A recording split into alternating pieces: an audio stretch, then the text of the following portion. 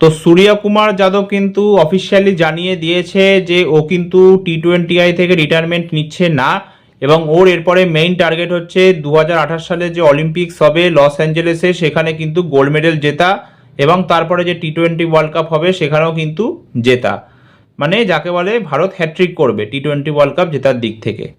কিন্তু আমার জাস্ট এখানে একটাই প্রশ্ন, সূর্য কুমার যাদবের যা ফর্ম, তারপরে কি ও সত্যিকার অর্থে টি20আই টিমে খেলা উচিত এরপরে? দেখো, অ্যাজ আ ক্যাপ্টেন সূর্যা দারুণ ক্যাপ্টেন্সি করেছে, এ নিয়ে কোনো প্রশ্ন নেই। 52টা ম্যাচে এখন অবধি ক্যাপ্টেন্সি করেছে, 42টা ম্যাচ জিতেছে, 8টা হেরেছে আর 2টো নো রেজাল্ট হয়েছে, এবং ওর ক্যাপ্টেন্সিতে আমরা এশিয়া কাপ জিতেছি, তারপরে টি20 ওয়ার্ল্ড কাপ জিতেছি, এক নাগারে বাইল্যাটারাল সিরিজ জিতে এসেছি, সব কিছু মানছি। কিন্তু সূর্যার ব্যাটিং ফর্ম তো নেই, এটাও তো দেখতে হবে। 2024 নভেম্বর থেকে 25 ডিসেম্বর অবধি 22-23 ইনিংস খেলে একটা 50 স্কোর করতে পারেনি। তারপরে নিউজিল্যান্ডের সিরিজে ফর্মে ফিরেছিল, প্লেয়ার অফ দ্য সিরিজও হয়েছিল। তারপরে আবার টি20 ওয়ার্ল্ড কাপ শুরু হলো, ইউএসএর এগেনস্টে ভালো পারফর্ম করলো প্রথম ম্যাচে, মাঝখানে লাগাতার ফ্লপ হয়ে গেল, আবার জিম্বাবুয়ের এগেনস্টে ভালো রান করলো, আবার তারপরে লাগাতার ফ্লপ হলো, সেমিফাইনালও ফ্লপ হলো, ফাইনালও ফ্লপ হলো। তো এরপরে তো সবাই এটাই প্রশ্ন তুলছে যে তাহলে সূর্য কুমার যাদব কি বেসিসে টিমে টিকে আছে এখনো? ঠিক আছে, ওর ক্যাপ্টেন্সিতে টিম ভালো পারফর্ম করেছে, কিন্তু বাকি প্লেয়ারদের ক্রেডিট দিতে হবে এই জন্য, কারণ বাকি প্লেয়াররা সবাই ম্যাচ উইনার। এবং সূর্যা যাকে বলে লাগাতার আমরা দেখছি যে আইসিসি টুর্নামেন্টে হোক বা এশিয়া কাপে হোক, ও কিন্তু লাগাতার ফ্লপ হয়েছে। শুধু 2022-এর টি20 ওয়ার্ল্ড কাপটা যদি বাদ দিই, সেখানেও সেমিফাইনালে যদিও ফ্লপ হয়েছিল, তা বাদ দিলেও প্রত্যেকটা আইসিসি টুর্নামেন্টে বা এশিয়া কাপ টুর্নামেন্টে কিন্তু ফ্লপ হয়েছে, এবং বিশেষ করে নকআউটসে। তো সূর্যার কি বেস্ট ছিল না যে রিটায়ারমেন্টটা নিয়ে নেবার? টি20 ওয়ার্ল্ড কাপ জিতে গেছে as a captain cum player, তো এরপর রিটায়ারমেন্টটা নিয়ে নিত, লোকে দুদিন বাদে ভুলে যেত ও কীরকম ব্যাটিং করেছে না করেছে, কারণ ইন্ডিয়া জিতে গেছে। কিন্তু এখন খেলতে থাকবে, এবং এই জন্য কিন্তু সূর্যার নেক্সট একটা বছর খুব ইম্পর্টেন্ট হতে চলেছে। মানে এই জুলাই মাস থেকে শুরু করে 2027-এর মার্চ অবধি আমরা টোটাল 24টা টি20আই ম্যাচ খেলবো এফটিপি অনুসারে, এবং এই 24টা ম্যাচে কিন্তু সূর্যার ফর্ম অত্যাধিক ইম্পর্টেন্ট। যদি সূর্যা ভালো খেলে দেয় তাহলে হতে পারে ওকে নিয়ে হয়তো কোনো সমস্যা হবে না, ও হয়তো আগেও খেলে দেবে। কিন্তু যদি ভালো খেলতে না পারে এই সময়ের মধ্যে, তাহলে কিন্তু ও টি20আইতে জায়গা টিকিয়ে রাখা মুশকিল হয়ে যাবে, এটা আমি বলে দিলাম। তো দেখা যাক এখন কি হয়।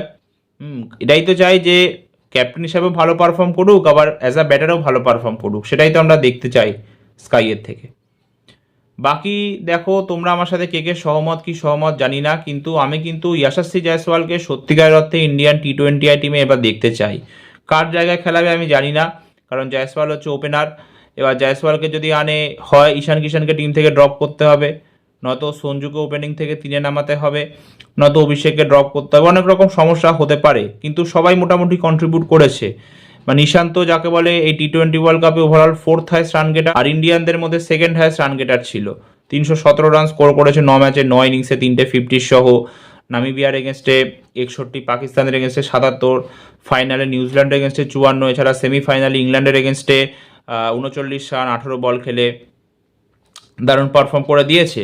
এবং তার আগে নিউজিল্যান্ডের এগেনস্টে যখন হোম সিরিজ হয়েছিল সেখানেও তাই দারুণ খেলেছিল। তো এই মুহূর্তে যাকে বলে স্বপ্নের ফর্মে রয়েছে ঈশান কিষান, তো ওকে তো ড্রপ করা মুশকিল। তাছাড়া সঞ্জু স্যামসনও তাই দারুণ পারফর্ম করে দিয়েছে, টি20 ওয়ার্ল্ড কাপে প্লেয়ার অফ দ্য টুর্নামেন্ট হয়েছে। হ্যাঁ, একা হাতে পুরো যাকে বলে জিতিয়েছে লাস্টে 3টে ম্যাচ প্রায়। আর অভিষেক শর্মাও তাই, এর আগে অতটা ভালো চলেনি, কিন্তু ফাইনাল ম্যাচে দারুণ খেলে দিয়েছে। তো প্রবলেম হচ্ছে এখন এটাই যে যদি একে আনা হয় ইয়াশাস্বী জয়সওয়ালকে, তাহলে কার জায়গায় খেলানো হবে? কিন্তু জয়সওয়ালের যা লেভেলের ট্যালেন্ট, এবং এই মুহূর্তে ইন্ডিয়ান টিমের বেস্ট অল ফর্মের ব্যাটসম্যান হচ্ছে কিন্তু জয়সওয়াল, কিন্তু ও কিন্তু চান্স পাচ্ছে না, এবং এটা কিন্তু ইন্ডিয়ান টিমের জন্য বিশাল একটা দুঃখের খবর।